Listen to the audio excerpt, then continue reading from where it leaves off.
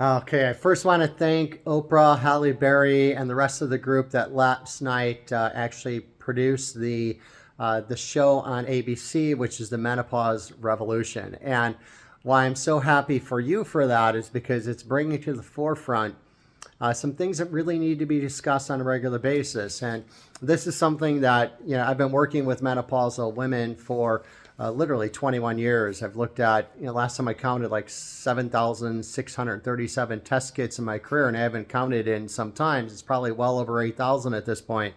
And, and I regularly see women basically turn back the clock and feel young again. But what I love with what Oprah and Halle Berry did is really putting this together to, again, bring this to the forefront, because it's a subject line that isn't really talked about. And I took like copious notes last night watching this, and I just want to go through some of these for you, and then I want to give my feedback based on my 21 years of helping women turn this around. So the first thing is some things that were brought up by some of the ladies on the show. So Oprah mentioned that there's 1 billion women globally that are suffering with menopause. I'll even say that statistically, it's about 2 million women every year in the U.S. enter menopause.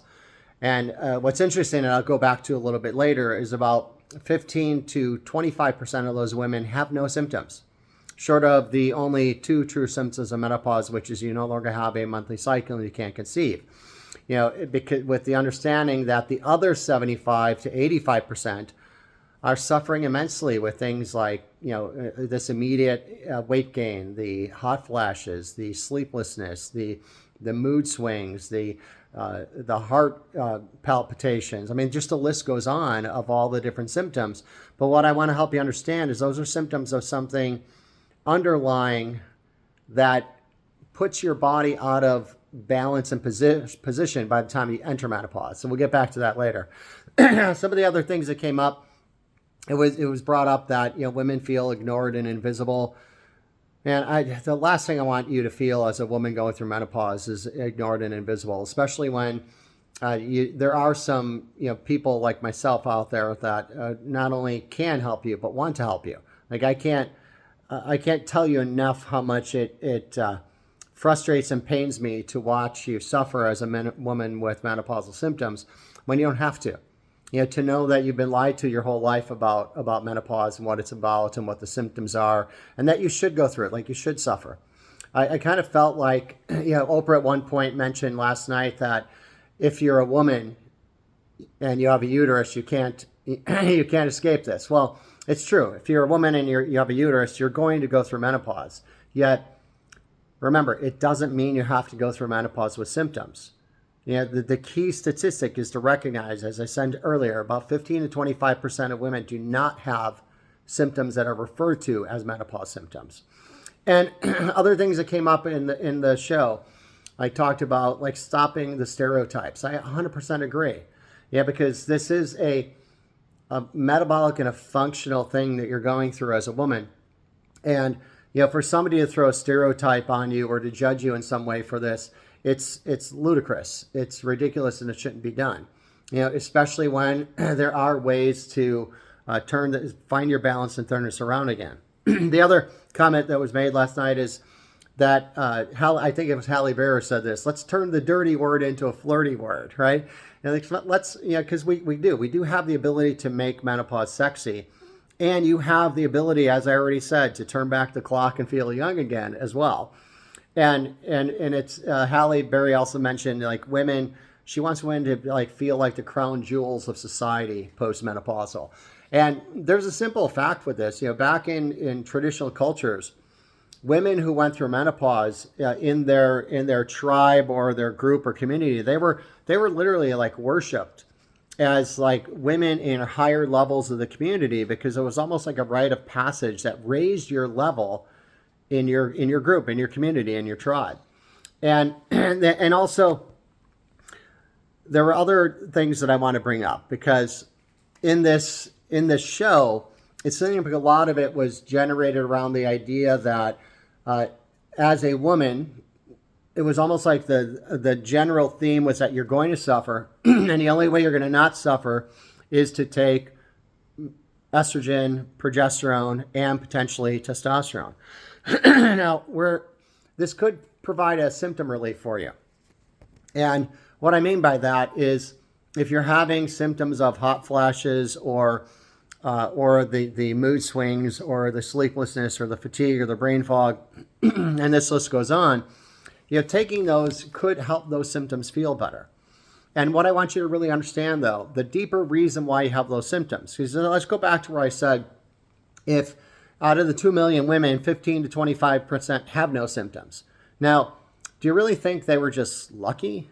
Or they have a better genetic expression? The answer is no.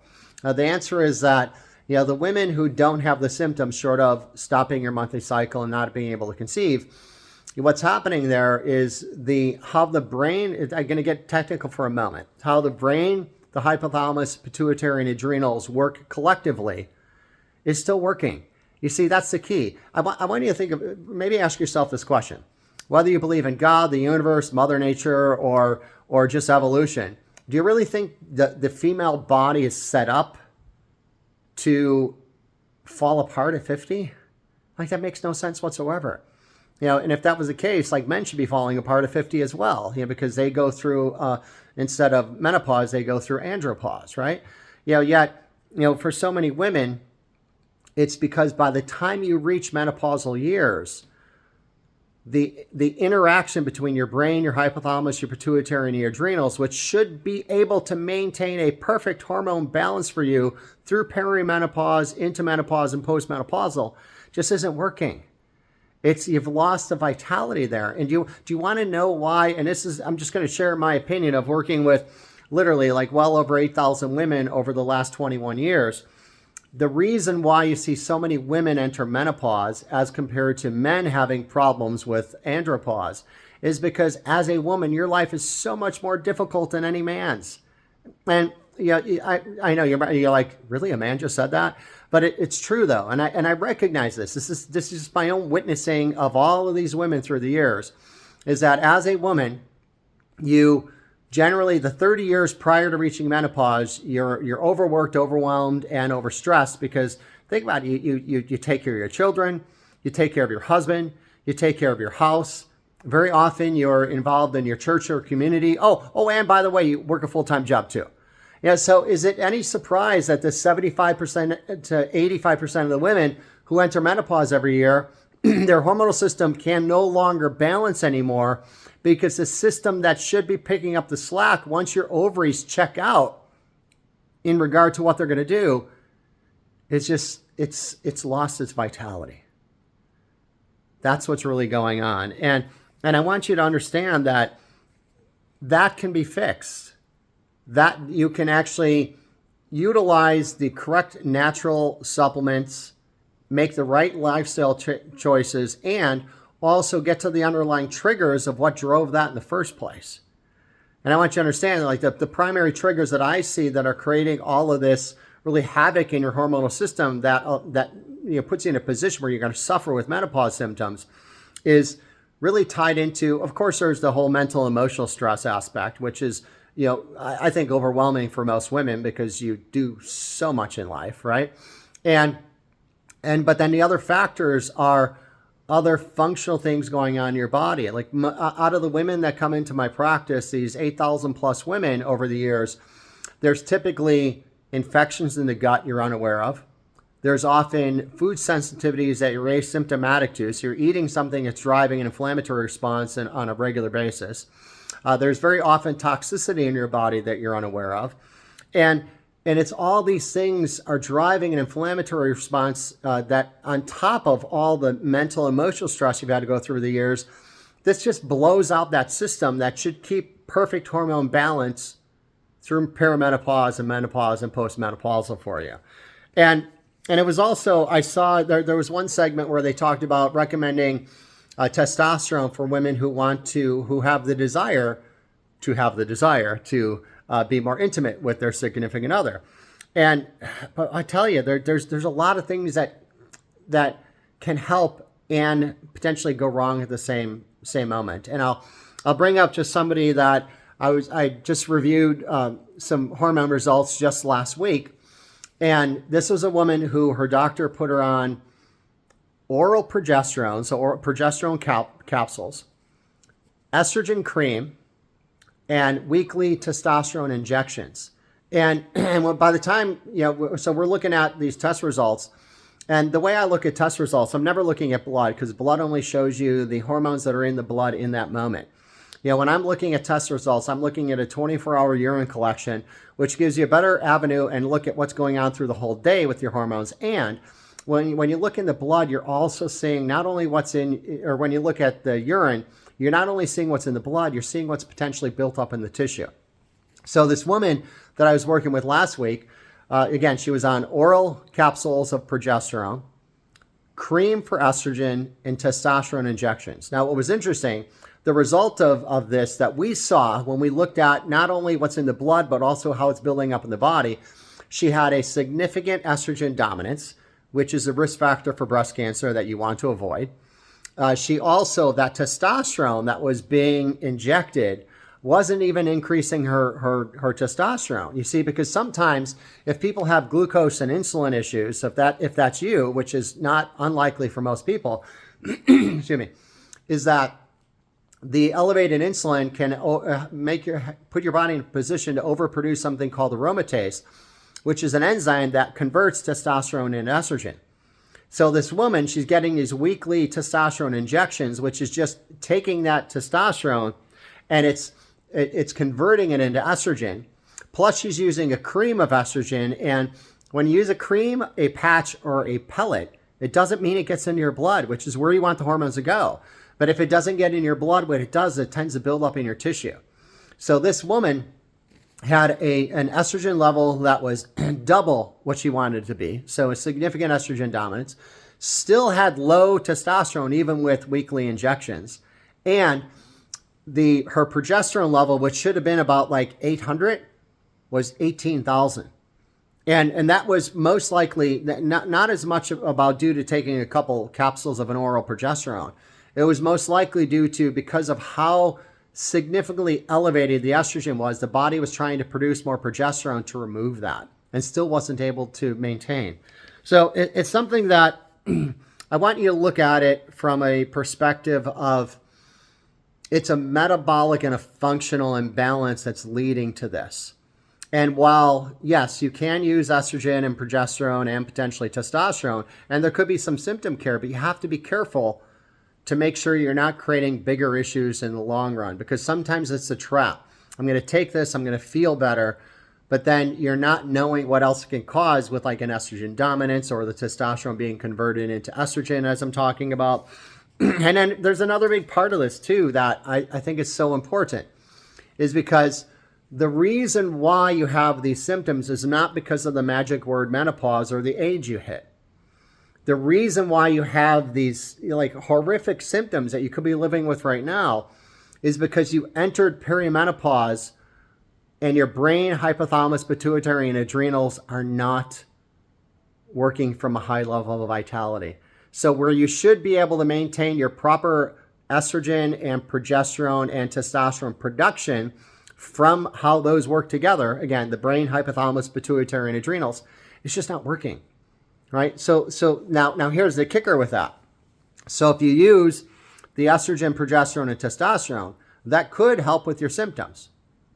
Yet it's still not fixing the problem with your brain, your hypothalamus, your pituitary, and your adrenals.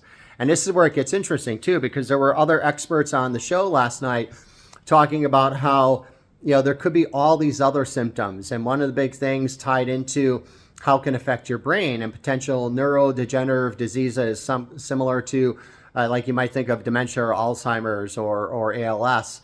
And I'm very cognizant of those issues. Like I have a strong family history of neurodegeneration. My grandmother died with severe dementia. My mother spent the last 13 months of her life living in a hospital bed in my parents' living room with my father feeding her baby food and changing her diapers, and she died with severe dementia. And my older brother died living with ALS. He died from that. And so when your brain, hypothalamus, pituitary, and adrenal glands are not working properly, that has a direct impact on what's going on with your brain and cognitive function. Yeah, because your brain and your gut are interconnected. So when I think of like the typical woman who has menopausal symptoms that she's suffering with, there's, as I said, a common issue is food sensitivity and gut infections. So if whatever's going on in the gut is going on in your brain, so you can't separate those. So if there's a gut problem, there's a brain problem. And then that how your brain, hypothalamus, pituitary, and adrenals work collectively have a direct impact on your neurological function. You see, so the same things that are driving the symptoms that you're dealing with that you refer to as menopause symptoms are also, you know, really tying into so many other problems. Because see, the system that I keep talking about, and I'll just shorten it, the acronym for the brain, hypothalamus, pituitary, and adrenal axis, it's called the HPA axis.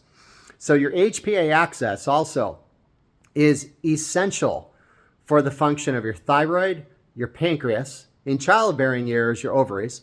It's essential for your metabolism of fats and protein, your mucosal lining, which is your first layer of defense of your immune system. That's the interior lining. It lines your sinuses, your nose, your sinuses, your esophagus, your gastrointestinal tract, and for women, your vagina, because that's the protective barrier that is like your first layer of defense of where you're easily exposed to the outside environment. It also ties directly into your regulation of body weight and fat, whether you need to lose or gain weight. It ties into every level of detoxification in your body. It ties into pro and anti-inflammatory states, immune regulation, blood sugar balance, which is essential for your brain to function properly. It ties directly into what's going on from a cellular energetics, and literally who doesn't want more energy nowadays? And almost every woman suffering with menopause symptoms is really fatigued. On top of that, these are other symptoms you recognize. Ties into musculoskeletal health, so bone and connective tissue turnover, as well as muscular integrity. And then lastly, your overall quality of sleep and mood, your ability to memorize and learn, and that neuroconnectivity, which is how your brain and your nervous system communicates in your body.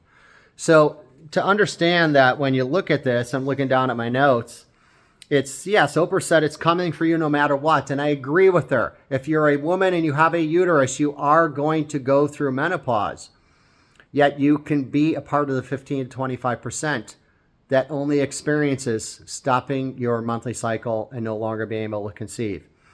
And even different things that, like Oprah mentioned, that it's suggested that 73% of women blame menopause for divorce. And I get it. Yeah, because you're suffering and nobody's telling you how to get out of it. And you know what, honestly, even I see so many women who do go on like HRT, they go on to hormone replacement therapy and still don't turn everything around. Well, some it can, and some it can create much bigger problems. So I just wanted to bring all this up. Looking through my notes here to make sure that I covered everything. Yeah, and I think that's what it should be a good insight to start with. But for me, once again, I cannot thank Oprah and Halle Berry and every other woman and every other person that was at that show, because this does need to come to the forefront. And I really want you to recognize that there's something other than HRT, and it's something that works, because your body was not designed to fall apart at 50. Have a great day.